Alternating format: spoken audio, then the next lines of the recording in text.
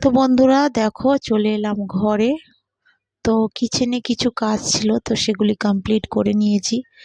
আর এদিকে কিন্তু ছেলে বসেছে ঠাকুমার ঘরে পড়তে। আমার ঘর একটুখানি পরিষ্কার করব। তো ছেলেকে বললাম আমার ঘরে বসে পড়। আর এদিকে কিন্তু সোফার ওপর সমস্ত বইপত্র কালকে রাত্রে পড়ে রেখেছে, তো সেগুলি রয়েছে। আর এদিকে ভাতটাও হয়ে গেছে, আর ওদের জন্যে একটু ডাল সিদ্ধ আলু সিদ্ধ বসিয়ে দিয়েছি। শুভ সকাল আমার প্রিয় বন্ধুরা, তোমরা সবাই কেমন আছো? আশা করছি সবাই খুব ভালো আছে, আমরাও মোটামুটি সবাই ভালো আছি। আজ হচ্ছে রবিবার আর এখন বাজে সকাল 11:30। এখন থেকে আমার ব্লগটা স্টার্ট করছি। তো তোমরা তো দেখলেই বেড টেড কিছুই ক্লিন করিনি, তো সেগুলি এখন করব। আর ছোটো ছেলেও ঠাকুমার ঘরে বসে অঙ্ক করছে। ও ঠাকুমা আর বড় ছেলে গেছে হচ্ছে তোমার দাঁতের এক্সরে করতে। তো ঠাকুমার দাঁত তুলবে, তো বড় ছেলেকে নিয়ে গেছে এক্সরে করতে। তো আমি আর ছেলে এখন রয়েছি একা। তোমাদের দাদাভাই গেছে বাজারে। তো বাজার থেকে আসুক, কি আনবে না আনবে সেগুলি তো তোমাদের সঙ্গে শেয়ার করবই। তো বসিয়ে দিয়েছিলাম একটু, দেখো ভাতটা মোটামুটি হয়ে গেছে, আর একটু ডাল সিদ্ধ বসিয়েছি। তো আজকে ভাবছি একটু ডিম সিদ্ধ আর আলু সিদ্ধ দিয়েই ওদের তোমার সকালের দিকটা ওদের দেবো, ভাত দেবো খেতে, তো সেটাই ওরা খাবে। তো চলো আমি তাড়াতাড়ি করে বেডটা ক্লিন করে নিই। আর আজকে রবিবার মানে তো কাজের চাপও বেশি। তো তোমাদের দাদাভাই এখনও গেছে, দেখো 11:30 মতো বাজতে যায়, তো এখনও বাজার নিয়ে আসেনি। তো দেখা যাক। তো চলো তাড়াতাড়ি করে কাজটা করতে থাকি আর তোমরা পাশে থেকো। তো চলে এলাম ঘরে, বেডটা ক্লিন করে নেব। আর আগেই ঘরের পরিষ্কার করে নেব ঘরটা, কারণ তোমাদের দাদাভাই গেছে বাজারে। তো ভাবলাম আগে ঘরের কাজটা করে নিই। তো আজকেও মাসি আসেনি। সকালের দিকটা মাসিকে ফোন করেছিলাম, তো মাসি বিকেল থেকে আসবে বলল।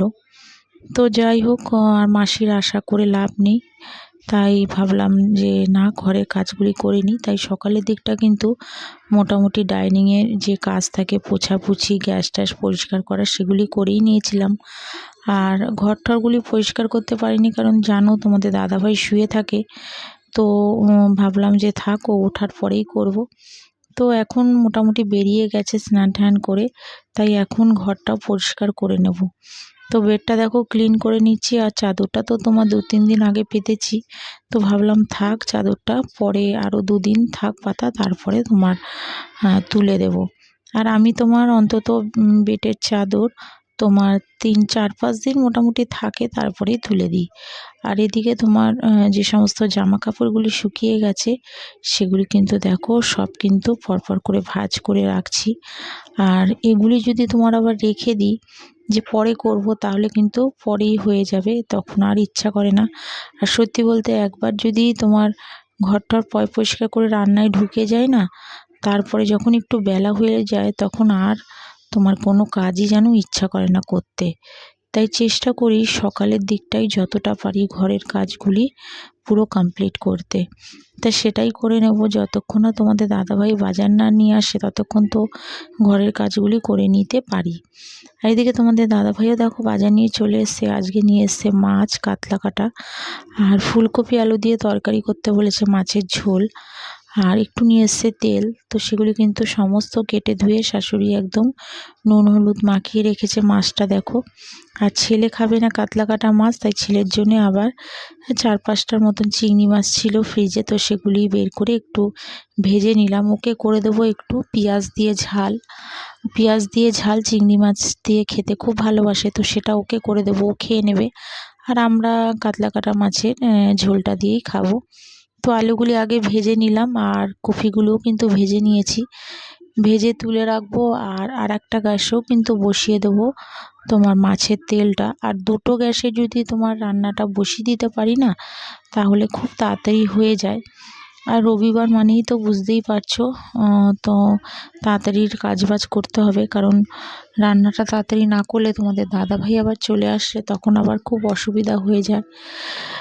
কারণ রবিবারের দিনকা ওর অত কাজের চাপ থাকে না, তাই একটু তাড়াতাড়ি চলে আসে। তো আগে ভাবলাম রান্নাটাই কমপ্লিট করি, ঘরের এখনও পোছাটা বাকি রয়েছে, মানে ঘর পোছা।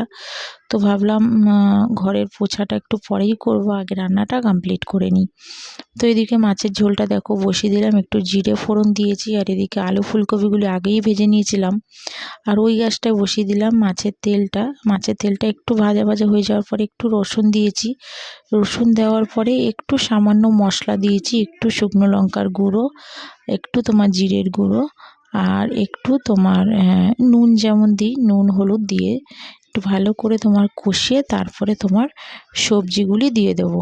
সবজিগুলি বলতে বেগুন, একটু আলু আর হচ্ছে কুমড়ো। আর দেখো একটু তোমার কষিয়ে নিয়ে তারপর টমেটো দিয়ে দিলাম। আর ওই গ্যাসটাতেও তোমার বসিয়ে দিয়েছি তোমার আলু আর ফুলকপি দিয়ে যে মাছের তরকারিটা করব সেটা। তো দুটো গ্যাসে বসিয়ে দিলে রান্নাটা খুব তাড়াতাড়ি হয়ে যায়। তাই যখনই তাড়া আমার বেশি থাকে তখনই কিন্তু আমি দুটো গ্যাসেই তোমার একসাথেই রান্না বসিয়ে দিই। তাহলে তাড়াতাড়ি রান্নাবান্না হয়ে যায়। রান্নাবান্নাগুলি যত তাড়াতাড়ি বুদ্ধি খাটিয়ে একটু বুদ্ধি খরচ করে যদি রান্নাবান্নাগুলি একটু তোমার পর করে কিভাবে করতে হয় যদি করতে পারি তাহলে কিন্তু খুব তাড়াতাড়ি রান্না হয়ে যায়।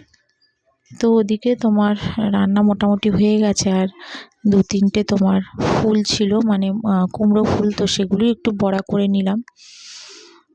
রান্নাবান্না কমপ্লিট করে দেখো চলে এসেছি ঘরে। তো ঘরের যে পোছাটা বাকি ছিল সেটাই দেখো পুছি।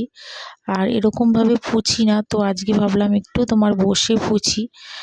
বেশিরভাগই আমি লাঠি দিয়ে পুছি মাসি না আসলে, তো একটু বসে পুছলে কি বলো তো ভালো পরিষ্কার হয়। তো ভাবলাম একটুখানি পুছে নিই, তো অনেক দিন এরকম করে পোছা হয় না। আর বসে পুছলে কি হয় বলো তো নোংরা টোংরাগুলি কিন্তু ভালোই পরিষ্কার হয়। তো অনেক দিন এরকম করে পুছি না। আর কেন পুছি না তোমাদের তো এর আগেও বলেছি, কোমর আর পায়ের ব্যথার জন্যই পুছতে পারি না। তো আজকে দেখো সেটাও পুছে নিলাম। পুছে টুছে কিন্তু দেখো রান্নাবান্না কমপ্লিট করে নিচ্ছি, সেগুলি দেখালাম। মাছের তেল, এটা কালকের একটু পালং শাক ছিল, আর ওটা হচ্ছে কুমড়ো ফুলের বড়া। এদিকে মাছের ঝোল, মাছ আলাদা আর ঝোল আলাদা রেখেছি। আর এটা হচ্ছে চিংড়ি মাছের ঝালটা, বড় ছেলে খাবে। তো এই দুপুরের দিকে রান্না করেছিলাম আর ওদেরও খেতে দিয়ে দিয়েছিলাম। ওদের খেতে ঠেতে দেওয়ার পরেও আমরা কিন্তু খাওয়া দাওয়া করেছিলাম। আর এটা হচ্ছে সন্ধ্যাবেলার দিকটা একটু করে নিলাম নিজের জন্যে চা।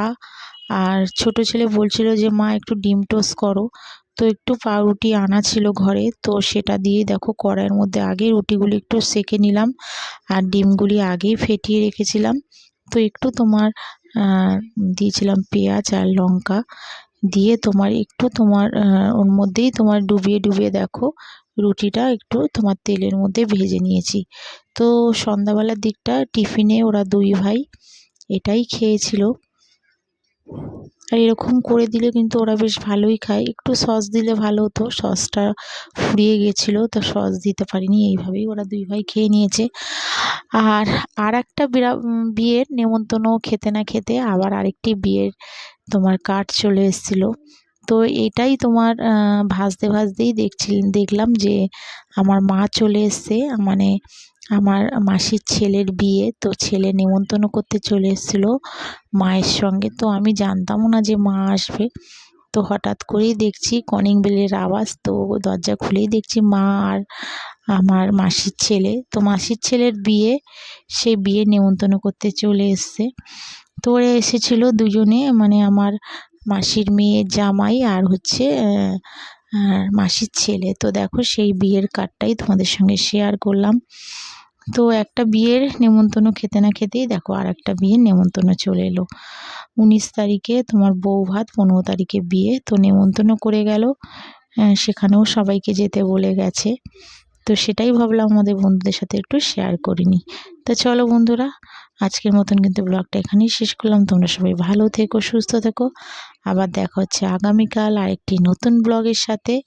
আর যারা আমার চ্যানেলে সাবস্ক্রাইব এখনও করোনি, তো প্লিজ যারা এখনও ধৈর্য ধরে আমার ব্লগটা দেখছো, তো আমার চ্যানেলে একটা সাবস্ক্রাইব করো, আমার পাশে থেকো, আমার সাথে থেকো। আর যারা করে রেখেছো তাদের অসংখ্য ধন্যবাদ, তার অনেক অনেক ভালোবাসা। আর এইভাবেই আমার পাশে থেকো, আমিও সব সময় তোমাদের পাশে এইভাবেই থাকবো। আর আমরা যদি সবাই সবার পাশে থাকি তাহলেই কিন্তু আমরা এগাতে পারবো, তাই না বলো? তো চলো আজকের মতন সবাইকে টাটা।